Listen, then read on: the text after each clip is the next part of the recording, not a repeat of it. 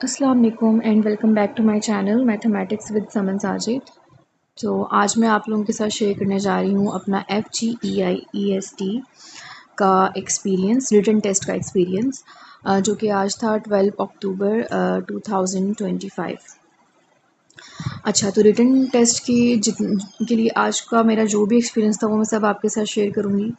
कैसे जो है वो टाइमिंग, मतलब टेस्ट कब स्टार्ट हुआ, रोल नंबर स्लिप पे क्या मेंशन था, और टेस्ट हुआ असल में कितने बजे स्टार्ट, और वहाँ पे एग्ज़ामिनर्स वगैरह कैसे थे, और टेस्ट के लिए क्या क्या मटेरियल रिक्वायर्ड था, और टाइमिंग कैसे एडजस्ट हुई, और टेस्ट कैसा था, तैयारी कहाँ से की, ये सब मैं आप लोगों के साथ शेयर करूँगी।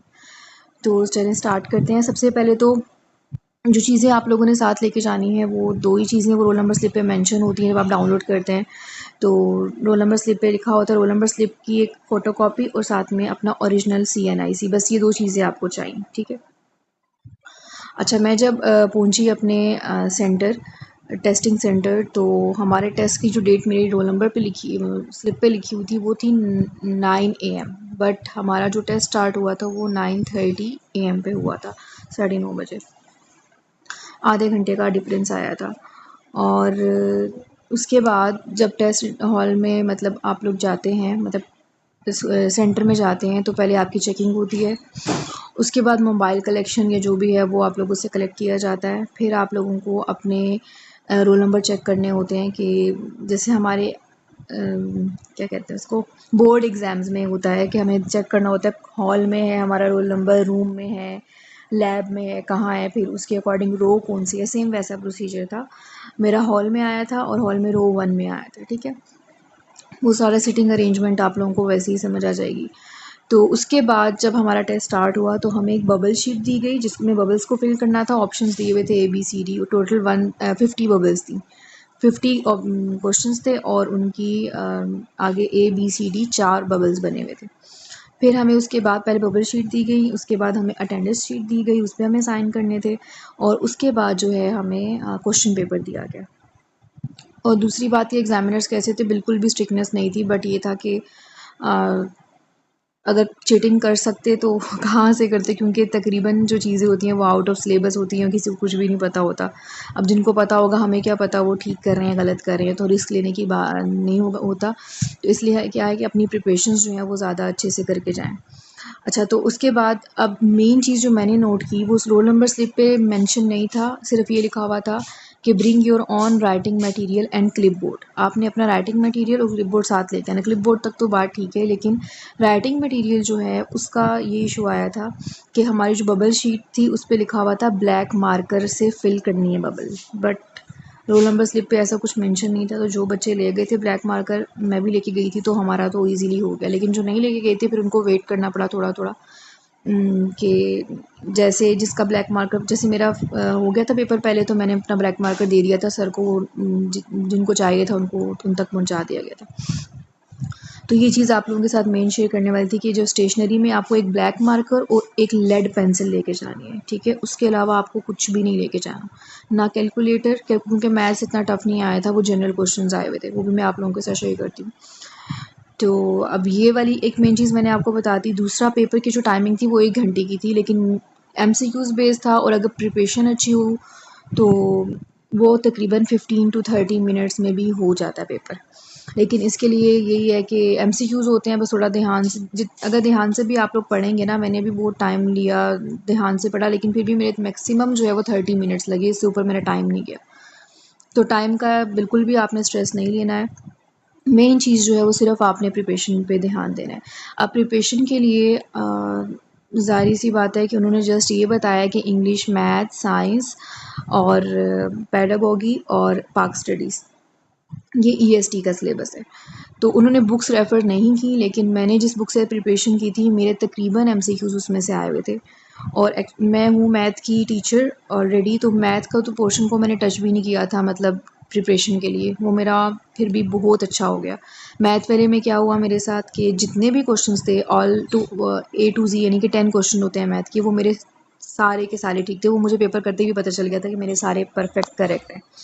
अच्छा, एक गलती जो मुझसे हुई थी वो मैं आप लोगों के साथ शेयर करना चाहूँगी। गलती ये हुई थी कि बबल्स को जब मैं फ़िल कर रही थी ना, तो मैं डायरेक्ट मार्कर के साथ कर रही थी, और ये मेरे साथ हुआ कि उस पे लिखा हुआ था ना तो आपने क्रॉस करना है अपने ऑप्शन को, ना उसको आधा फ़िल करके छोड़ देना है कि नहीं ये ऑप्शन ठीक नहीं है तो हम दूसरे वाले को कर रहे हैं वो, ठीक है ना, तो वो कोई भी एक्सेप्ट नहीं होगा। तो अब मेरे से क्या गलती हुई कि मैं मार्कर से करी थी, और मैथ का मुझे इतना ईज़ी लग रहा था कि एक्साइटमेंट में ना मैंने गलती से ऑप्शन ए पे की बबल को फ़िल कर दिया, जबकि करेक्ट आंसर आंसर था सी, ऑप्शन सी। तो अब इस गलती की वजह से मेरे मार्क्स कट सकते हैं। अब मैं ये दुआ कर रही हूँ कि अल्लाह करे ना कटे, क्योंकि मैंने जब वो मार्क कर दिया फिर मैंने क्या किया उसको, अब मैं अपना ये वाला भी ब्लंडर बताती हूँ कि मैंने वो जो जिस ऑप्शन ए पे मैंने कर दिया था ना बबल को फिल, मैंने उसको स्क्रैच कर दिया अपनी फिंगर के साथ ना, तो वो ऑप्शन ही सारा हट गया। अब मुझे नहीं पता मुझे उसके मार्क्स मिलेंगे, ये मेरे साथ मैथ के दोनों ऑप्शन में, वरना मैथ में मुझे लग रहा था कि मतलब मेरे फुल मार्क्स आ जाएंगे। लेकिन अब मैं जब सोच रही हूँ और वो जो ऊपर रूल्स लिखे हुए थे उसके अकॉर्डिंग मुझे लग रहा है कि मेरे 20 में से 16 मार्क्स आ सकते हैं, क्योंकि मैंने जो 2 क्वेश्चंस वो बिल्कुल ठीक किए हैं, मार्क्स सही किए हैं, लेकिन जो स्क्रैच हुआ है उसकी वजह से मार्क्स ना कट जाएँ। अब ये जब मेरा रिज़ल्ट आएगा, क्योंकि मैंने मार्क्स अपने काउंट कर लिए थे, अगर ये 2 नंबर मतलब 4 मार्क्स उसके नहीं कटते मेरे, तो फिर कितने मार्क्स बनेंगे। तो रिज़ल्ट आएगा तो फिर मैं आप लोगों के साथ शेयर करूँगी कि स्क्रैच करने का फ़ायदा हुआ या नहीं हुआ।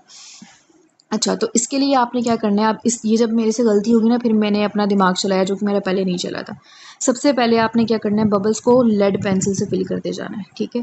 लेड पेंसिल से फिल करने के बाद एट द एंड जब आप रिव्यू कर रहे हो तो उस टाइम पे आप जो है वो उसको एंड पे मार्कर के साथ फिल करें, ताकि अगर आप जल्दी में कोई ऑप्शन गलत भी कर देते हैं ना तो वो बाद में इरेज हो जाए, ठीक है। पेंसिल के साथ रेज़र भी आपके पास होनी चाहिए। आपको स्टेशनरी में जो चीज़ें रिक्वायर्ड हैं वो जस्ट एक ब्लैक मार्कर और एक लेड पेंसिल, और पीछे अगर रेज़र पेंसिल की लगी है तो गुड, वरना आप रेज़र एक्स्ट्रा साथ ले जाएं।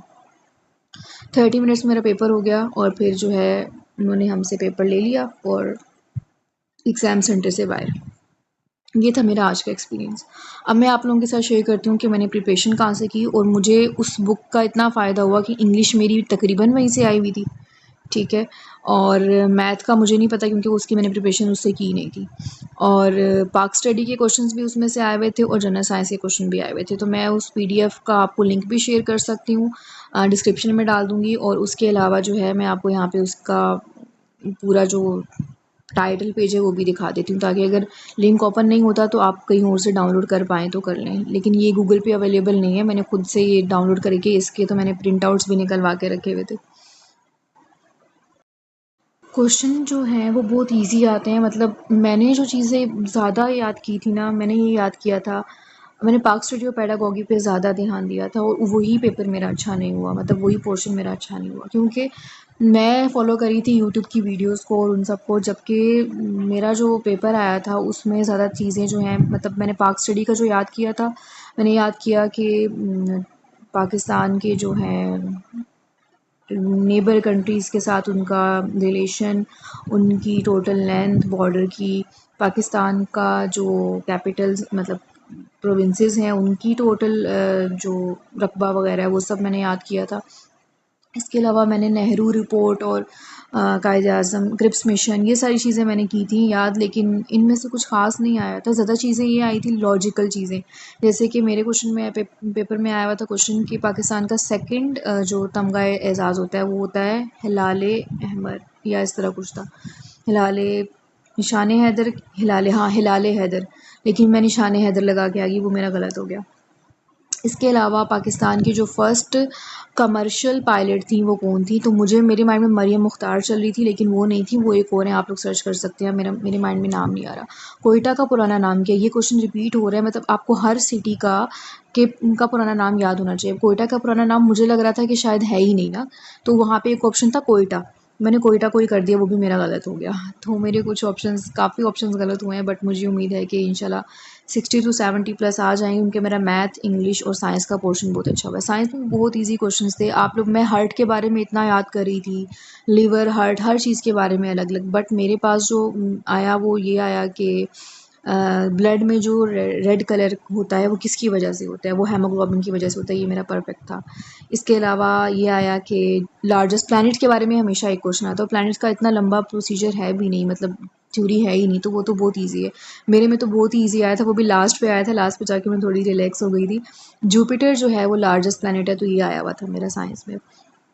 उसके अलावा भी बहुत सी चीज़ें आई हुई थी, अब माइंड में नहीं आ रही, बट इंशाल्लाह जल्दी पेपर ये रिवील हो जाएगा तो आप लोगों के साथ वो भी शेयर करूँगी, क्योंकि क्वेश्चन पेपर वो साथ लाने के लिए नहीं देते हैं। मुझे ये था मेरे माइंड में कि क्वेश्चन पेपर शायद साथ दे दें, क्योंकि यूट्यूब पे काफ़ी पेपर्स हमारे वायरल हुए हुए थे, लेकिन क्वेश्चन पेपर वो रख लेते हैं बबल शीट के साथ, लेकिन कुछ टाइम बाद वो पेपर जो है ना वो रिवील हो जाएगा। तो फिर मैं बस आप लोगों को ये कह रही थी कि आप लोगों ने बेसिक जो चीज़ें हैं ना, बेसिक कॉन्सेप्ट्स, उन पे ज़्यादा तवज्जो देनी है। अब मैथ का इतना इजी आया हुआ था, एरिया ऑफ सर्कल, यानी कि आपने सारी शेप्स के एरियाज़ या पेरीमीटर याद कर लेने हैं, उनमें से एक क्वेश्चन तो लाजमी आएगा। उसके अलावा पाइथागोरस थ्योरम से एक क्वेश्चन आया हुआ था, और परसेंटेज वाले में से आया हुआ था। मतलब इस बुक में जितनी भी चीज़ें दी हुई हैं ना वो सब आया हुआ था। इंग्लिश का भी बहुत ईजी था, और पेडागॉजी का थोड़ा सा टफ था, क्योंकि उसके एमसीक्यूज़ मैंने एक और फाइल से, अलग फ़ाइल से तैयार कर लिए थे। मुझे किसी ने कहा था कि वहाँ से तैयार करें, बट उसमें से नहीं आया था, इसी में से आया हुआ था, और मैंने इसको टच नहीं किया था। तो आप लोगों को मैंने गाइड कर दिया है, आई होप कि आप लोगों के लिए अच्छा रहेगा। तो ये वाली बुक है जहाँ से मैंने तैयारी की थी, और अल्हम्दुलिल्लाह पेपर मेरा अच्छा हुआ है। अब देखें कि इंटरव्यू की कॉल आती है या नहीं आती, या जो भी होता है इंशाल्लाह मैं अपना एक्सपीरियंस साथ साथ आप लोगों के साथ शेयर करती रहूँगी, ताकि आप लोगों को भी हेल्प मिले। क्योंकि मैंने यूट्यूब से काफ़ी सर्चिंग वगैरह की थी, लेकिन मुझे सिर्फ इतना पता चल सका था कि पेपर क्या नाम है उसका, हाँ, पेपर सेंटर के बारे में, रोल नंबर स्लिप डाउनलोड कैसे करते हैं, सैलरी कितनी होती है, पोस्टिंग कहाँ होती है, इंटरव्यू कैसे होता है, ये सब मुझे पता चला था।